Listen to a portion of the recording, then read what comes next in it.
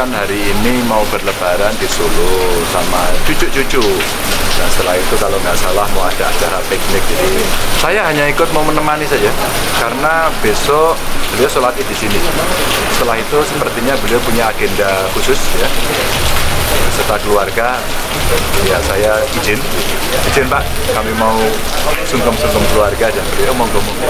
Setelah diumumkan oleh Bu Mega, semua obrolannya politik semua. Politik, persiapan, ya beliau bercerita prosesnya beliau, ya saya belajar sama beliau banyak ya beliau ceritakan, karena saya juga ngobrol dengan Bu Mega yang pernah jadi presiden juga, Pak Jokowi sekarang masih menjalankan tugas itu, tentu saya diam ya, lebih banyak mendengarkan dan ya, beliau bercerita proses-proses, pesan-pesan kebangsaan, kenegaraan, PR penting, ya. Bagaimana teamwork dalam pemerintahan dibuat, termasuk relasi dengan lembaga-lembaga negara yang lain gitu, nah, termasuk relasi dengan internasional. Ya kursus singkat aja. Ya. Kita nggak model kawin paksa, ya kan? Ada pacarannya, ada pemahamannya, ada komitmen terhadap rakyat, bangsa dan negara. Apa yang kami lakukan adalah berdasarkan pernyataan dari Bapak Presiden Jokowi yang menyebut nama-nama dan secara dinamika politik yang memang sangat dinamis, kami melakukan kajian terus-menerus dan nantinya tentu saja Ibu Megawati Soekarno Putri itu yang akan mengambil keputusan. Jadi setelah Ibu Mega menyampaikan pengumuman, itu kan kemudian semua melihat konstelasi yang ada. Dan di dalam melihat konstelasi itu yang dilihat kan rakyat Indonesia sebagai pemegang kedaulatannya. Dari dengan melihat rakyat Indonesia itu kemudian muncul kesadaran, oh kalau gitu kami menyatukan diri bersama dengan calon presiden dari PDI Perjuangan. Itu proses yang muncul. Jadi nggak ada proses-proses yang terkait dengan apa tadi jodoh menjodohkan, karena semua itu berjalan dengan natural sesuai dengan kehendak. Sanding ataukah bertanding itu sangat ditentukan bukan oleh dinamika di tingkat elit, tapi dinamika di tingkat massa.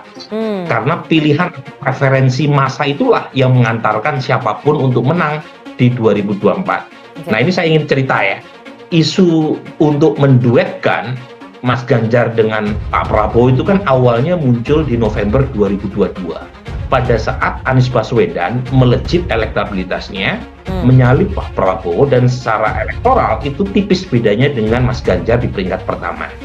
Nah muncullah ide untuk menggabungkan Mas Ganjar dan Pak Prabowo, karena dikhawatirkan kalau keduanya maju, itu suara Pak Prabowo tidak lolos di putaran pertama dan basisnya akan beralih ke Anies Baswedan. Tetapi terjadi perubahan dinamika elektoral di tingkat massa dalam beberapa bulan terakhir. Pertama dari survei Kompas, kemudian survei Indikator, kemudian survei SMRC menemukan pola di mana ada rebound suara Pak Prabowo. Dan bukan hanya rebound, tapi juga mulai kompetitif dengan Mas Ganjar. Nah, ini yang kemudian sepertinya meningkatkan kepercayaan diri Pak Prabowo. Kalau kita lihat statement Pak Prabowo setelah Lebaran di rumah Pak Jokowi, sepertinya Pak Prabowo sendiri juga punya semacam self confident untuk maju juga. Karena bagaimanapun secara elektoral masih ada peluang juga buat Pak Prabowo. Nah pertanyaannya, apakah tren Pak Prabowo yang positif ini berlanjut atau tidak sampai 6 bulan ke depan? Dan apakah Mas Ganjar bisa rebound atau tidak setelah sempat terpleset ya secara elektoral dalam beberapa kejadian belakangan? Nah itu sangat ditentukan oleh 6 bulan ke depan. Nah yang menarik buat saya adalah Mas Anies sendiri belakangan agak tercecer gitu. Menurun. Jadi sebelumnya dianggap sebagai ancaman secara elektoral, tapi belakangan itu selisihnya makin menebal dibanding tingkat pertama dan kedua. Tetapi apakah akan terus seperti itu? Wallahu alam, saya tidak tahu.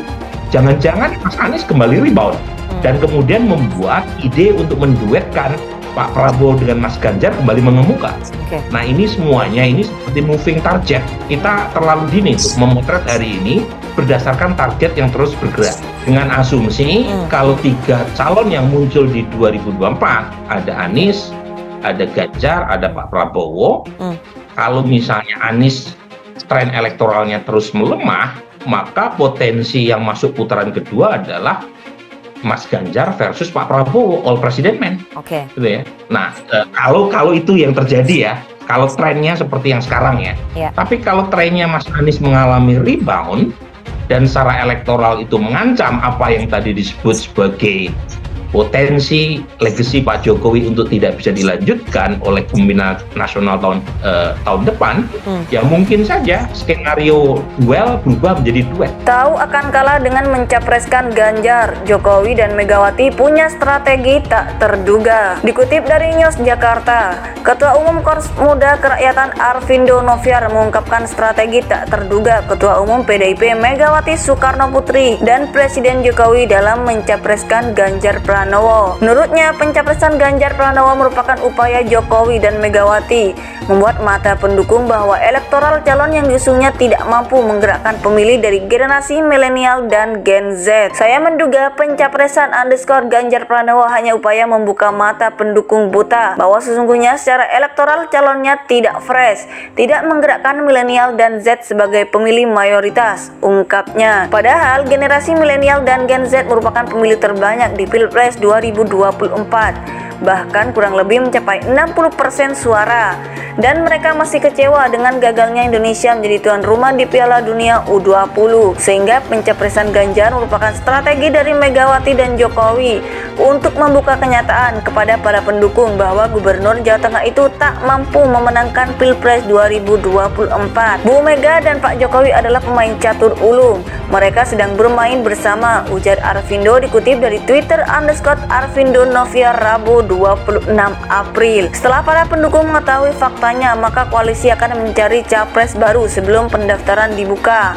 Setidaknya koalisi-koalisi langsung mencari bentuk baru hingga pendaftaran di bulan November. Survei bisa diatur, data intelijen tidak. Di akhir pasti ada evaluasi. Menurutnya, jika para pendukung tetap ngotot memajukan Ganjar di Pilpres 2024, maka di putaran kedua akan kalah dari Anies Baswedan maupun Prabowo Subianto. Jika peta elektoralnya seperti ini, percayalah di putaran kedua _Ganjar Pranowo melawan _Prabowo atau _Anies Baswedan pasti kalah, kecuali pemain diganti dengan magnet generasi milenial dan generasi Z, tandasnya. Menurutnya, pencapresan Ganjar Pranowo merupakan upaya Jokowi dan Megawati membuat mata pendukung bahwa elektoral calon yang diusungnya tidak mampu menggerakkan pemilih dari generasi milenial dan Gen Z. Padahal generasi milenial dan Gen Z merupakan pemilih terbanyak di Pilpres 2024, bahkan kurang lebih mencapai 60% suara, dan mereka masih kecewa dengan gagalnya Indonesia menjadi tuan rumah di Piala Dunia U20.